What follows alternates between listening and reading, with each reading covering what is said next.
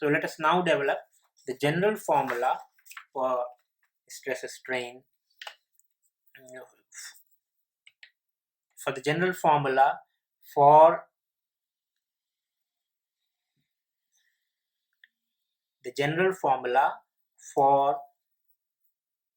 force on a dislocation line. So we have a general dislocation line now, a dislocation line segment DL. So let's write this. So DL is a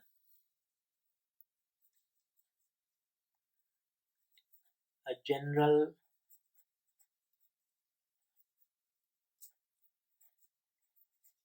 dislocation line segment. The general adjective here means it can be an edge dislocation, a screw dislocation, or a mixed dislocation. So we are not specifying which way the Burgess vector is oriented. We are only showing that the line is oriented and I have taken a segment of that line. The dislocation may even be longer than this, but we are considering a segment of that dislocation. Now let this segment of the dislocation move by dr. So dr is the displacement of dislocation.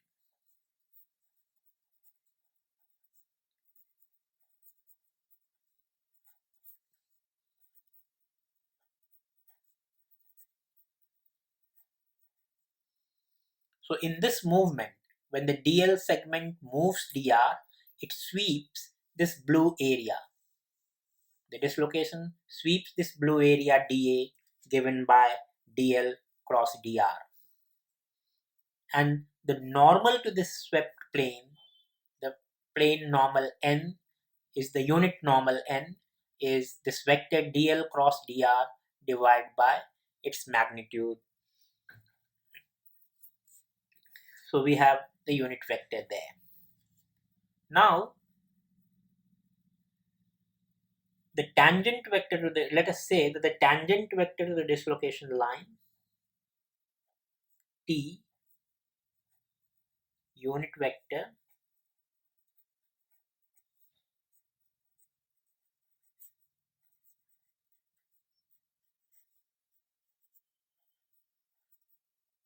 tangent to the dislocation line, that will of course be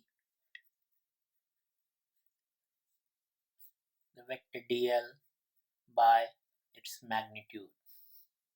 So that's the tangent vector to the dislocation line. Now let us, so in over this swept area, since we have a stress tensor sigma acting on the crystal,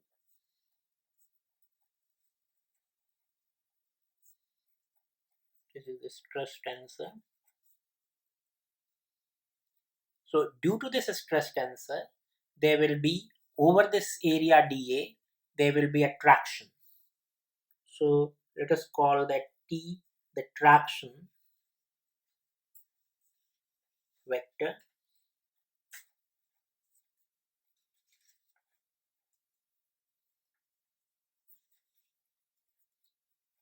Traction vector over dA, and that from the continuum mechanics we know that is simply a stress tensor times the unit vector n.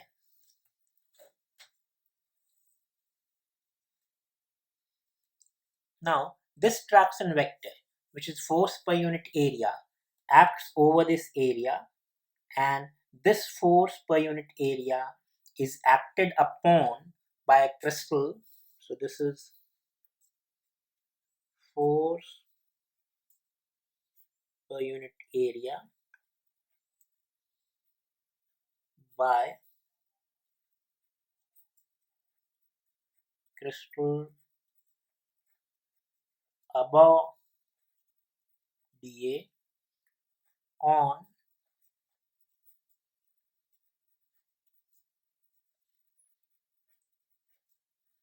crystal below dA. That is force per unit area by crystal on the side of N on the crystal on minus side of N. Above dA means crystal on the side of plus N, below dA crystal on the side of minus N. Because of this traction, there will obviously be a total force acting on it. Let us call that force due to this traction Ft, and that will be traction times the area dA, and traction, as we have seen, is sigma n times we have dA,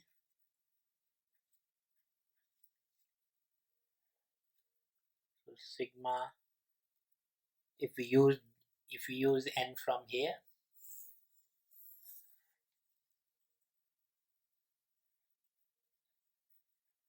dl cross dr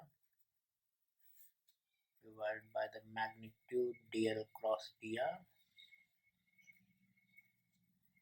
and dA is of course dl cross dr. We can cancel these are scalars, so they get cancelled. So finally you have the stress dl times stress sigma times dl cross dr. So we now develop this idea a little bit more. So the work done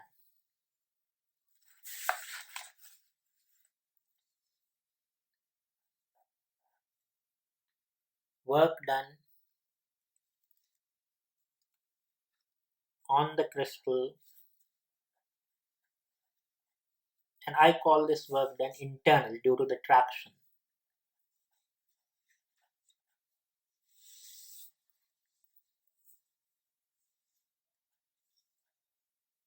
So work done by the internal forces on the crystal is this traction force Ft, is also a vector, traction force Ft times the displacement of the crystal. Now how much is the crystal getting displaced? We are talking of the crystal, remember here, we are talking of the crystal which is on the minus side of N, on the minus N side, below this plane. The displacement of the crystal below this plane, if we use the convention, a convention giving, let me write it here itself,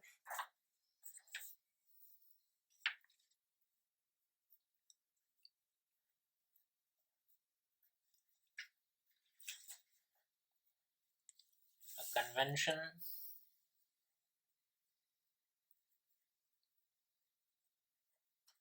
giving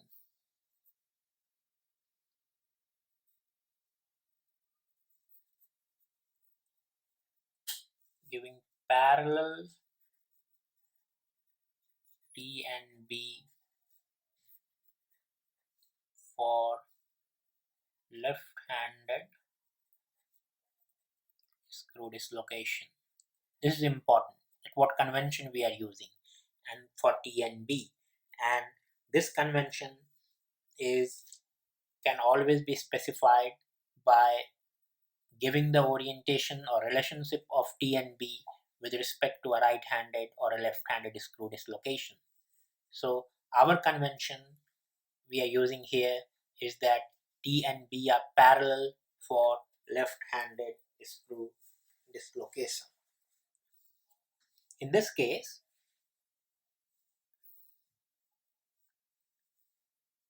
crystal on the side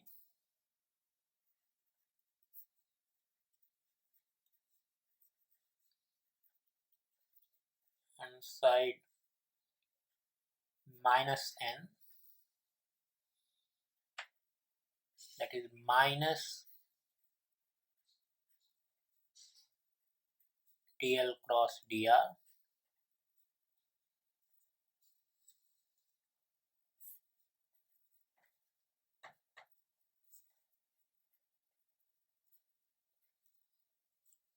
will shift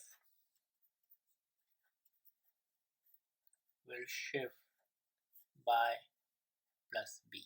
These signs are important, otherwise it's easy to make mistakes in this. So that's why I'm spending time. Said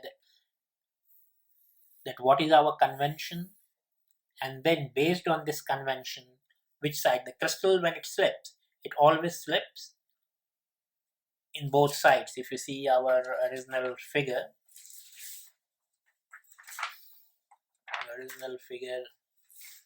I can show you, here. So the slip happens on both sides.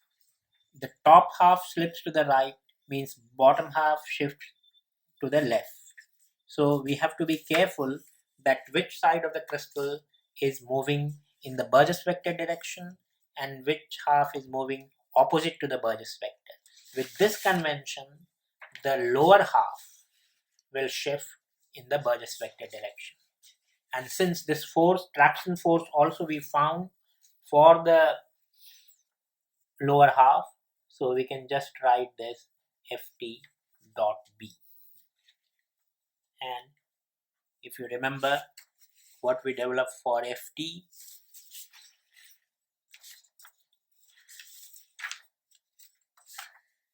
we have it here. Let's put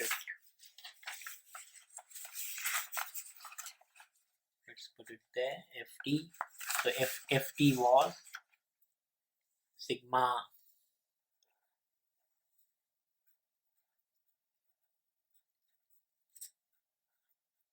dl cross dr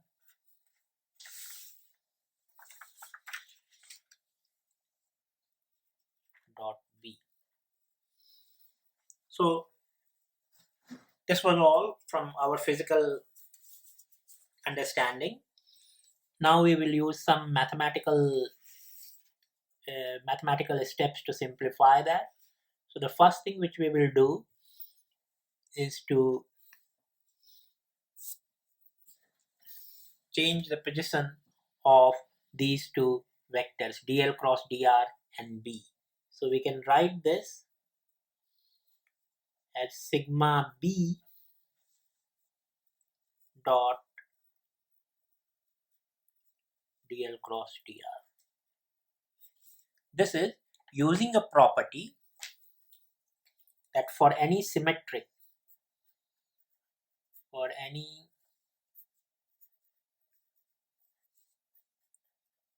any symmetric tensor, sigma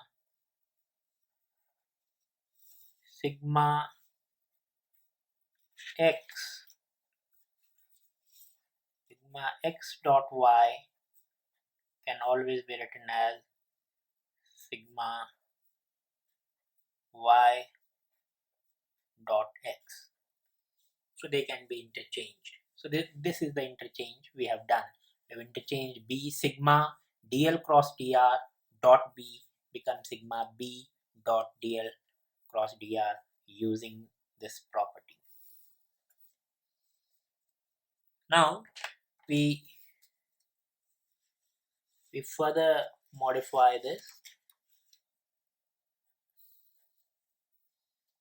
by using the property of the scalar triple product, by which we know that in a scalar triple product, the position of the scalar product and the vector product can be interchanged. So we can write this as sigma b cross dl dot dr. So this property, this is coming from that for any scalar triple product, x dot y cross z, we can write as x cross y dot z. So this is our formulation for the internal work done on the crystal due to internal forces. Then work done by the external forces is just the negative of this.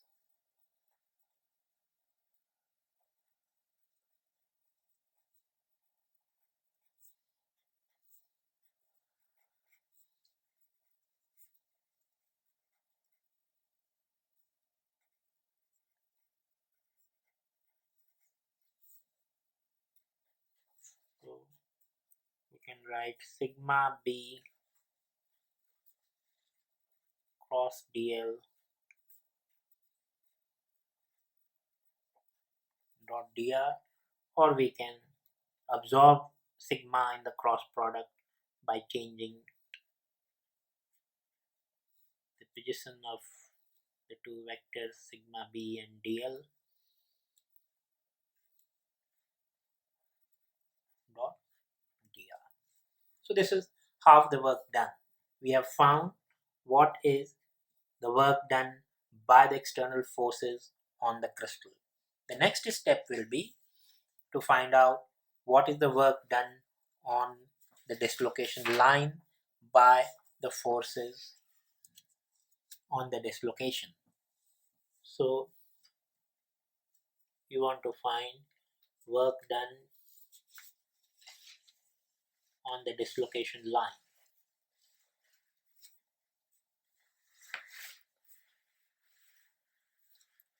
This is straightforward.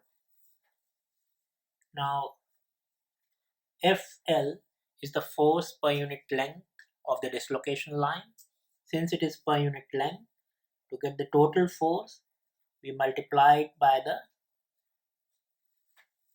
magnitude of the length of dislocation line segment, which was dl, and then we take dot product of this force by the displacement of the dislocation line. The dislocation line displaces by dr.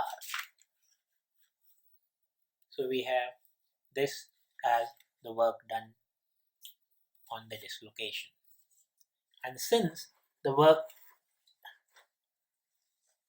basic premise to find this FL is that work done on the dislocation should be equal to work done on the crystal by external forces. We now have expressions for both. So we have dislocation work done shown above.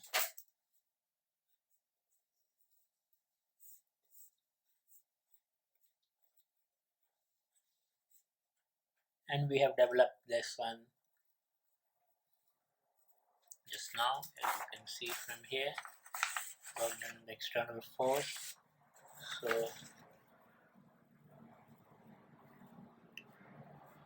dl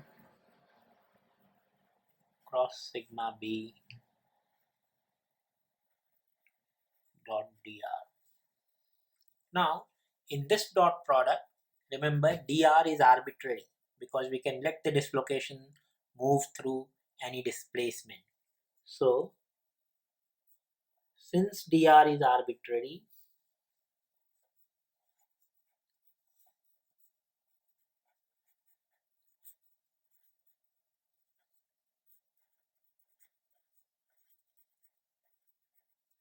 this dot product can be equal only if the factors multiplying dr are also equal. So we have FL length dl dot dr is equal to dl cross sigma b.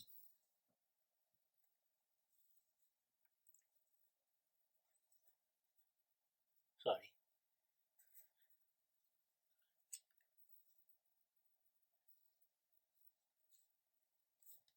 So with this dr, we have anyway, that is the argument we were using. Dr need not be here. So now we can write FL. We just have to take this DL, the length of DL segment, to the other side, which will make this DL vector a unit vector, and this is a unit vector parallel to the dislocation line, so which means that is the tangent vector.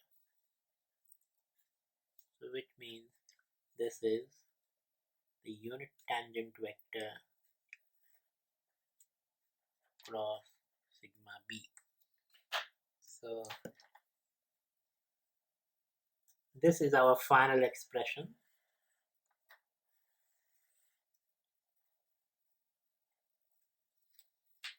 of Peach Koehler force.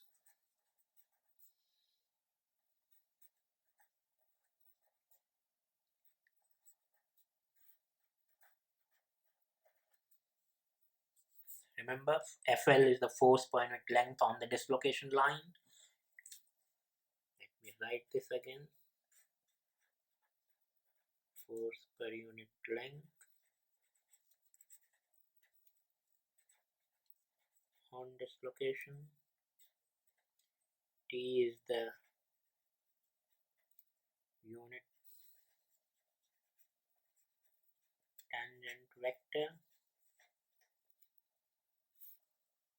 Sigma b is the external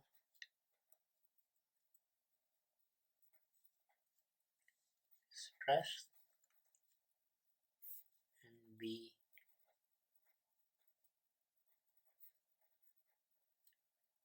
is the Burgess vector. Now, we saw a special case in the beginning of this video.